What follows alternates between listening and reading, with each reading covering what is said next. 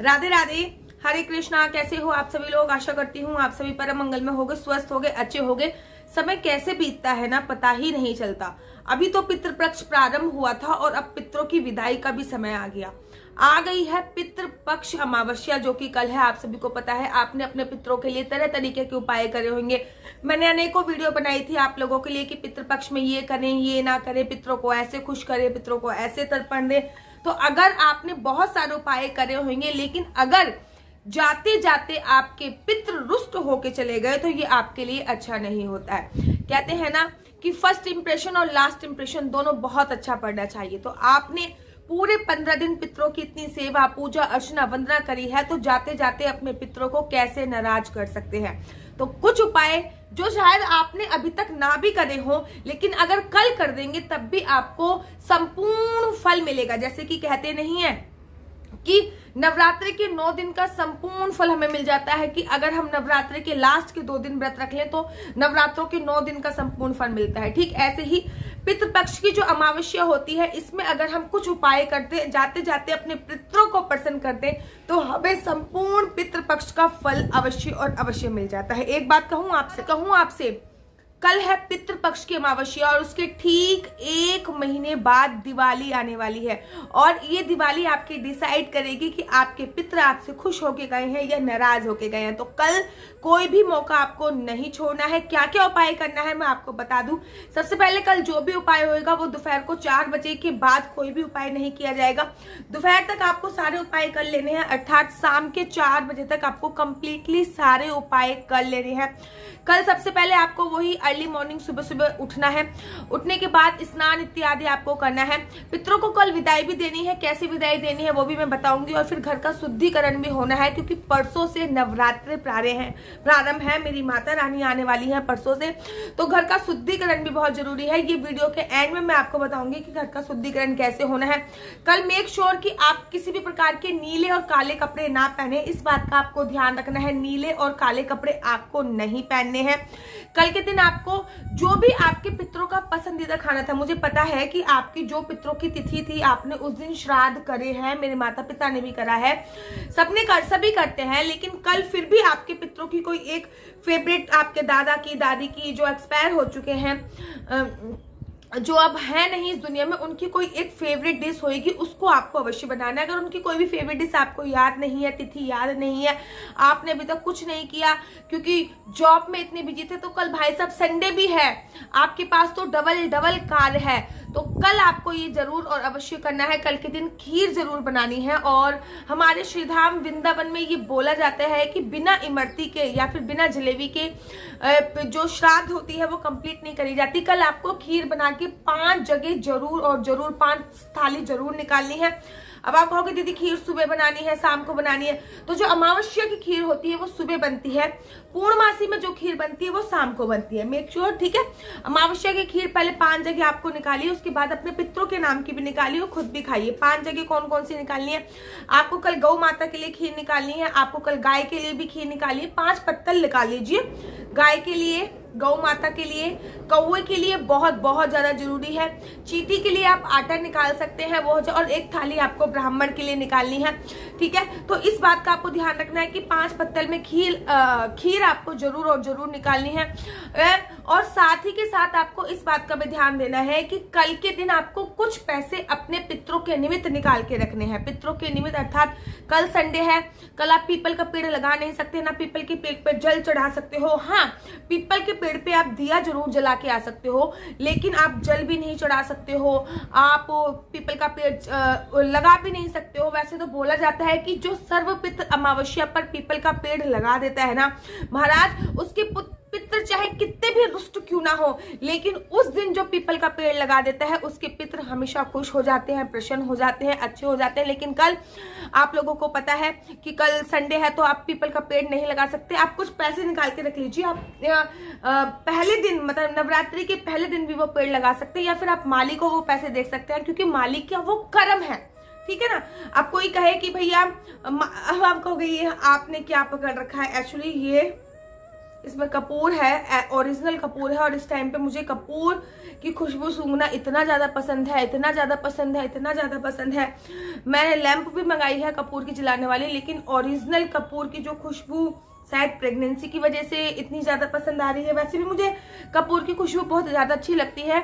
हमारा जो ओरा होता है, जो वाइब्रेशंस होती हैं वो क्लीन होती चली जाती हैं, लेकिन इस टाइम पे तो बहुत ही ज्यादा पसंद आ रही है। ऐसा लग रहा है खा लूं, लेकिन ऑब्वियसली बात है मैं खा नहीं सकती हूँ, तो वो सारा कपूर झूठा ना हो जाए, इसलिए मैंने एक छोटी सी डिब्बी अलग से निकाल ली है कपूर की। देखो आपने देखा होगा इसमें बिल्कुल पीस के मैंने कपूर भर लिया है और टाइम टाइम पे मैं सूंघ रही हूँ, क्योंकि इस टाइम पे मुझे सूंघना बहुत अच्छा लग रहा है। शायद प्रेगनेंसी, आई डोंट नो।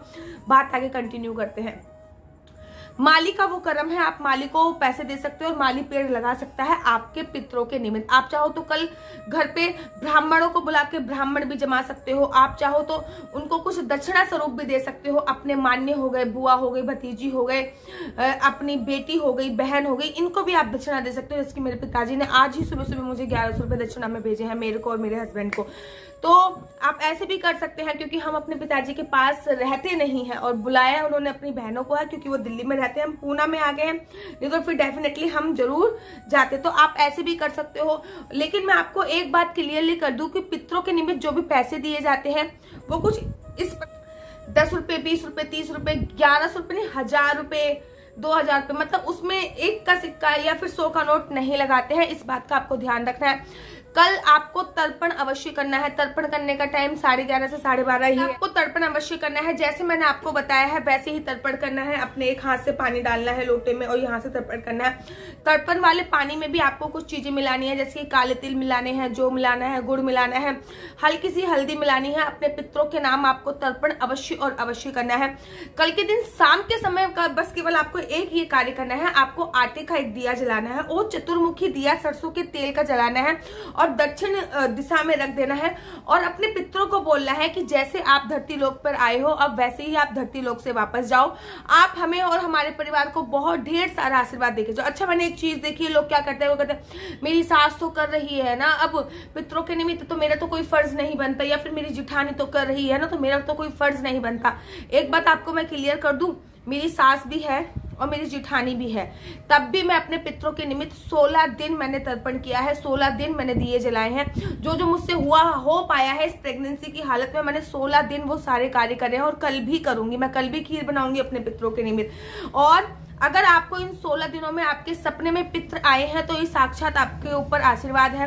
मेरे ख्याल से चौथा या 5वां ही दिन था जब मेरे हस्बैंड के सपनों में हमारे पित्र आए। तो पित्र भी अगर आपके सपनों में आ रहे हैं तो ऑब्वियसली बात है कि वो आपको आशीर्वाद ही देके आ रहे हो। पितृ पक्ष में पित्र आपके सपनों में आना बहुत अच्छी बात होती है, बहुत बड़ी बात होती है। जाते जाते पित्र आपकी झोलियां भर सकते हैं और अगर पित्र रुष्ट होकर चले जाएं तो आपका सब कुछ छीन सकते हैं। ठीक है, तो इन पितृ पक्ष में किसी का काम बहुत अच्छा चला होगा, किसी का काम रुक गया होगा। पित्र आपसे खुश हैं या खुश नहीं है, ये आने वाले टाइम पे भी आपको पता चल जाएगा। अगर आप इस पे भी डिटेल में वीडियो चाहते हो कि दीदी हमारे पित्र हमसे खुश होके गए हैं या रुष्ट होके गए हैं, कृपया करके हमें बताइए, तो मैं को कमेंट कीजिए, मैं कमेंट करके भी अवश्य बताऊंगी। और ये सास जिठानी के चक्कर में मत रहिए। सास और जिठानी खाना खा लेती है तो आपका पेट भर जाता है क्या? नहीं ना, आपको अलग से खाना खाना पड़ता है ना। सबकी पूजा पाठ सब कुछ अलग होता है। ये केवल एक चोचले होते हैं कि मेरी सास कर रही है या मेरी जिठानी कर रही है तो मुझे करने की क्या जरूरत है।